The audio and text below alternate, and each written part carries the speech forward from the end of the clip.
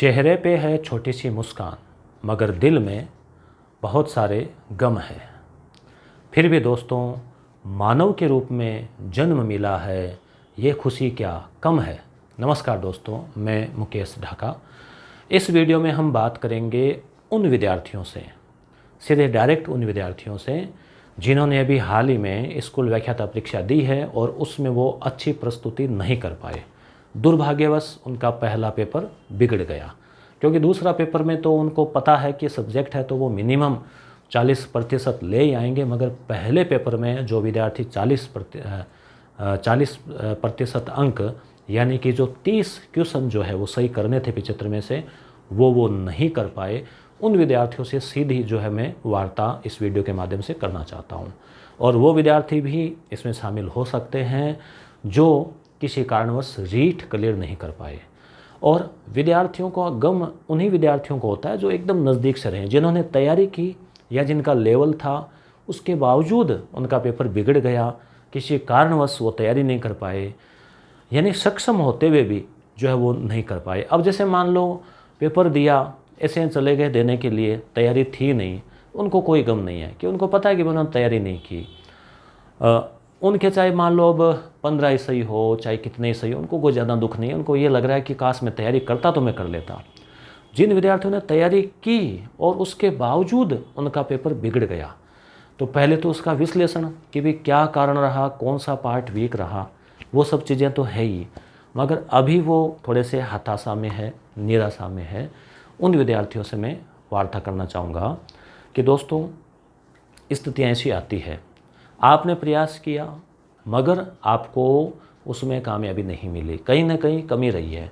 रीट में भी तो हुआ था ऐसा, बहुत अच्छी तैयारी की थी, पेपर आउट हो गया, रद्द हो गई, वहाँ भी तो आप उठकर दोबारा खड़े हुए थे। तो यहाँ पर भी तो आप जो है दोबारा खड़े हो सकते हैं। और वो कहावत भी है ना, गिरते हैं ऐसे ही सवार मैदान जंग में, वो तिफर क्या गिरेंगे जो घुटनों के बल चलते हैं। यानी जो दौड़ेगा, जो भाग लेगा, वही तो हारेगा। जो पहले ही बाहर हो गया है डर के मारे, जो भाग ही नहीं ले रहा है, वो क्या हारेगा। इसलिए दोस्तों, हार और जीत तो जो है सिक्के के दो पहलू है। मेरा आपसे कहना यह है कि आप निराश मत होइए। अभी आपके सामने लक्ष्य है, सेकंड ग्रेड एग्ज़ाम अभी आपके सामने पड़ा है, वहाँ जो भी आपके कमियां रही है उनको आप दूर कर सकते हैं। अभी आपके सामने शिक्षक भर्ती पड़ी है जिसमें 45,000 से 46,000 पोस्ट है, वहाँ पर आप अपनी प्रतिभा का लोहा मना सकते हैं। अपनी जो कमियां रही है उनको आप दूर करते हुए, चाहे वो कमी देखो कई प्रकार की हो सकती है। आपने पेपर सही ढंग से नहीं किया हो, कोई पार्ट आपने अच्छे से नहीं पढ़ा हो, कोई पार्ट आपका वीक जो है वो रह गया हो, कहीं ना कहीं जो कमी रही है, और सबसे ज़्यादा उसका मूल्यांकन आप ही कर सकते हैं। आपकी अंतरात्मा, आपका जो अंतर्मन है, आपका जो दिल है, हृदय है, वो बता सकता है कि कहाँ कमी रही थी। उसी पेपर को आप दोबारा देखो, दोबारा आप एग्ज़ाम हॉल वाली फीलिंग लाते हुए दोबारा करो, फिर आप देखेंगे आपके 5-7 सवाल ज़्यादा सही हो रहे हैं। क्यों? या तो आप वहाँ उस समय घबरा गए, या आपने सही तरीके से पेपर नहीं किया, जो भी रहा हो दोस्तों। तो इसलिए मैं अपनी बात भी आपको बताऊंगा, मेरे जो अनुभव है वो भी आपको बताऊंगा कि दोस्तों, हताश नहीं होना है। लोग कहेंगे, कहने दो, लोगों का काम है कहना, ठीक है ना। उनकी बातों की ओर आपको ध्यान नहीं देना है। आपने प्रयास किया, उसमें सफलता नहीं मिली, कोई बात नहीं। अभी पूरी तरह से आपको निराश भी नहीं होना है। हो सकता है वहाँ भी कोई गुंजाइश बची हो आप किनारे पे और आपका किस्मत साथ दे जाए, मगर अब जो सामने है आपके टारगेट, उसमें आपको जुट जाना है दोस्तों।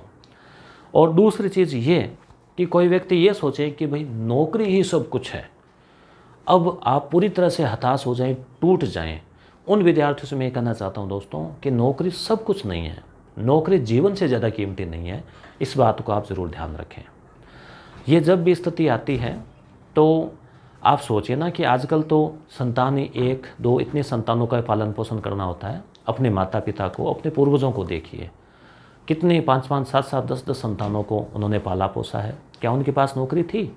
हो सकता है कुछ एक लिमिटेड के पास हो, मगर कहाँ, बाकी आम जो आज सर्विस में है उनके कहाँ, उनके माता पिता या पूर्वजों के पास नौकरी कहाँ थे। खेती बाड़ी से कैसे भी करके मेहनत मजदूरी से पाला पोसा, पढ़ाया, योग्य बनाया, सब काम, सब जिम्मेदारियाँ उन्होंने की।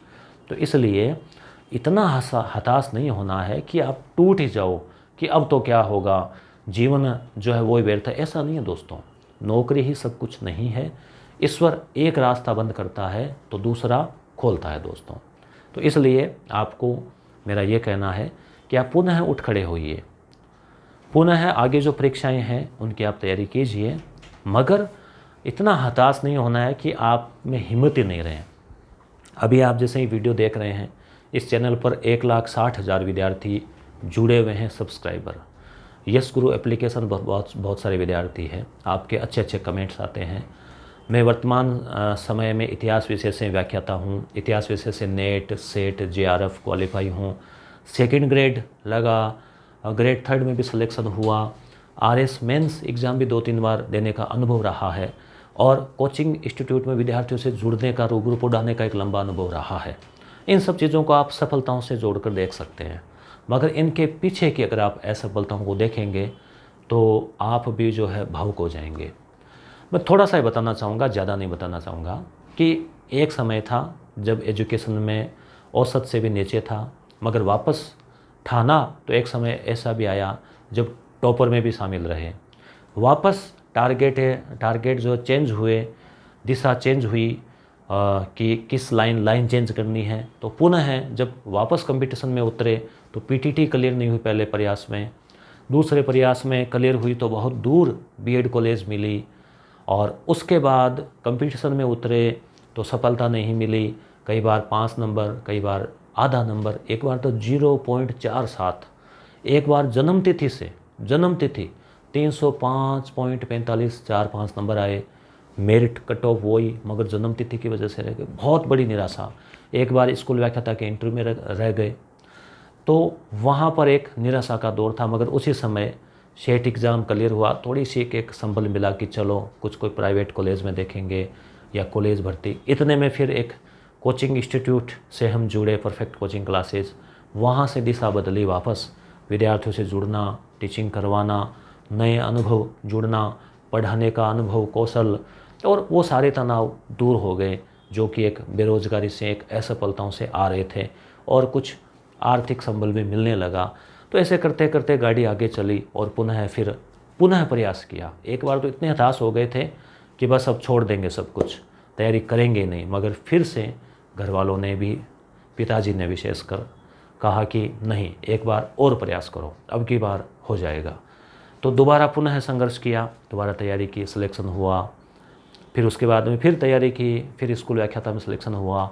तो दोस्तों, कहने का मतलब ये है कि ये तो मैंने भी आपको ये मान लो 25% स्टोरी बताई है।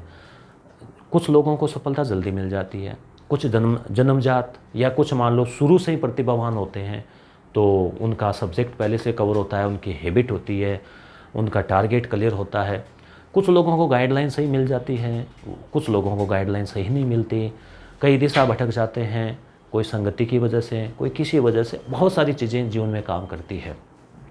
तो सभी लोगों का एक जैसा नहीं होता है, परिस्थितियाँ एक जैसी नहीं होती है। कोई पहले ही प्रयास में टॉप कर जाते हैं क्योंकि उन्होंने प्रॉपर सही तरीके से, सही गाइडलाइन से तैयारी की। किसी को गाइडलाइन नहीं मिलती, अपने अंतरात्मा से भी वो करते हुए भी कर लेता है। तो अलग अलग स्थितियाँ होती है, मगर संघर्ष जीवन में, ये दोस्तों याद रखना कि ये नहीं कि नौकरी लगते ही आपको कोई स्वर्ग की प्राप्ति हो जाएगी। ऐसा नहीं है कि आप इतने निराश हो जाओ कि बस अब आपका पेपर ख़राब हो गया तो आप टूट ही गए।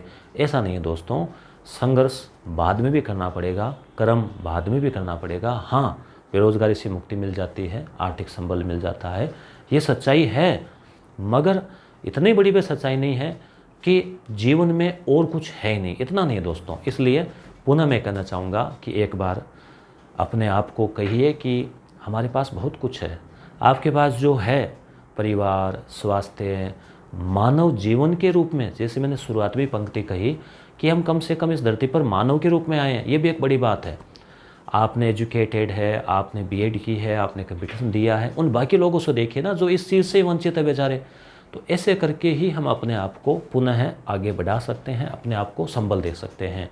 आपके पास है क्या क्या, जो नहीं है उसके लिए ज़्यादा दुखी नहीं होना है, जो खो दिया उसके लिए नहीं। आपके पास है क्या क्या, उसको संभालिए, कहीं वो भी नहीं चला जाए ज़्यादा दुख में, ज़्यादा गम में, ज़्यादा टेंशन में, ज़्यादा तकलीफ़ में। तो ये वीडियो विशेष उन विद्यार्थियों के लिए जो बहुत ज़्यादा एक बार के लिए तनाव में चले गए थे या मान लो निराशा में डूब गए थे, उनको वापस उबार कर पुनः जो आपको एक सामान्य धारा में आते हुए, अगर आपके पास परिस्थिति है, अगर आप कर सकते हैं तो पुनः आप जुट जाइए। पुनः ज़्यादा नहीं तो दोस्तों 2-4 महीने की बात है, एक बार आप पुनः खड़े हो जाइए और आप वापस लग जाइए धैर्य से।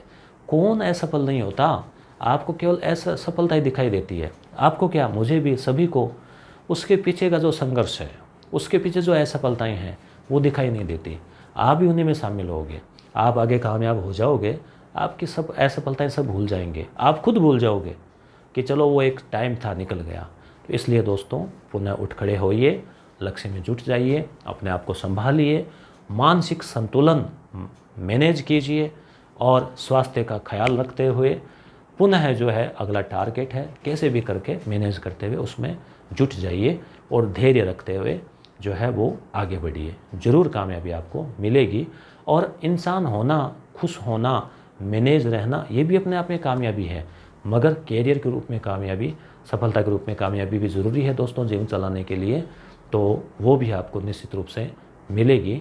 शुभकामनाएं, धन्यवाद।